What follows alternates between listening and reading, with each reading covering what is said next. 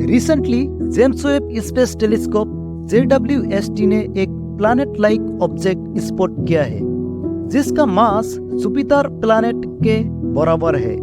उस प्लैनेट को जुपिटर मास binary object और शॉर्टली JUMBOS निकनेम दिया गया है। वैसे तो इंटरस्टेलर स्पेस में हर रोज कोई ना कोई एक प्लैनेट स्टार डिस्कवर होते रहते हैं, लेकिन इस प्लैनेट में कुछ खास बात है क्योंकि this planet is not revolving around any stars. JUMBOS जो प्लैनेट है, ये प्लैनेट स्पेस में फ्लोटिंग कर रहा है। दोस्तों, काफी इंटरेस्टिंग लग रहा है। इस बात पे इस चैनल को जरूर सब्सक्राइब कर लेना। हमारा अर्थ को देखा जाए तो अर्थ भी सन के चारों ओर चक्कर लगाता है। वैसे ही जितने सारे प्लैनेट्स हैं, किसी न किसी स्टार के चारों ओर चक्कर लगाता है। लेकिन जेम्स वेब स्पेस टेलीस्कोप ने जो ऑब्जेक्ट आइडेंटिफाई किया, उस ऑब्जेक्ट ने कोई भी स्टार के साथ कनेक्टेड नहीं है, यानी उस ऑब्जेक्ट कोई भी स्टार के अराउंड रिवॉल्व नहीं करता है। जब JWST ने 1500 लाइट ईयर दूर ओरियन नेबुला पर ऑब्जर्वेशन कर रहा था, उसी टाइम JWST ने कुछ ऑब्जेक्ट को देखा जो ऑब्जेक्ट फ्लोटिंग कर रहा था। उस ऑब्जेक्ट को आइडेंटिफाई किया। JUMBOS जो प्लैनेट है, उस प्लैनेट को बेसिकली आइडेंटिफाई किया था। JUMBOS जो प्लैनेट लाइक ऑब्जेक्ट है, उसको हम लोग एक प्लैनेट नहीं बोल सकते हैं, उसको प्लैनेट लाइक ऑब्जेक्ट बोलना ही बेटर होगा, क्योंकि एक प्लैनेट होने के लिए कुछ डेफिनेशन होता है।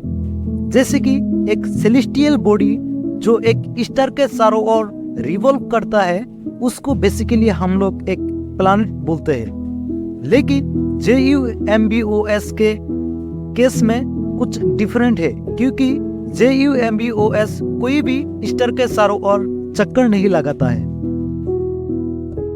JUMBOS का फॉर्मेशन के बारे में साइंटिस्टों के द्वारा कुछ हाइपोथेसिस दिया गया है, जैसे कि one possibility is that this object grow out of region in the nebula जिसको सफिशिएंट डेंसिटी ऑफ मटेरियल मिला ही नहीं एक फुल्ली स्टार बनने के लिए जितना मटेरियल चाहिए।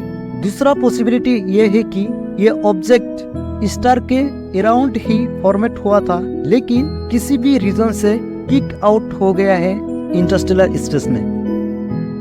दोस्तों, इस ऑब्जेक्ट ने फिजिक्स का बहुत सारे लॉ को चैलेंज भी कर रहा है, क्योंकि एक प्लैनेट का डेफिनेशन भी चैलेंज कर रहा है और बहुत सारे फिजिक्स का जो फिनोमिनन है, जैसे कि एक प्लैनेट कैसे रिवॉल्व करता है एक सोलर सिस्टम के अराउंड, और एक बॉडी जो ग्रेविटी के मदद से कनेक्टेड होकर रहता है, उसको भी चैलेंज कर रहा है। तो दोस्तों, इसके बारे में डिटेल्स इंफॉर्मेशन अभी तक मिला नहीं है और ये एक हाइपोथेसिस के बेसिस पर प्रिडिक्ट किया जा रहा है, लेकिन आने वाला टाइम ही बताएगा उस ऑब्जेक्ट का असली राज क्या है। दोस्तों, जो सेकंड हाइपोथेसिस है किक आउट हो जाना एक प्लैनेट एक सोलर सिस्टम से या फिर एक स्टार सिस्टम से, एक टाइम पे एक ही प्लैनेट किक आउट हो सकता है एक, लेकिन जो JUMBOS प्लैनेट टाइप ऑब्जेक्ट है, 40 पेयर्स ऑफ JUMBOS जो इंटरस्टेलर स्पेस पे फ्लोटिंग कर रहा है। ये जो हाइपोथेसिस है, ये हाइपोथेसिस इस बारे में फुल्ली डिस्क्राइब नहीं कर पा रहा है।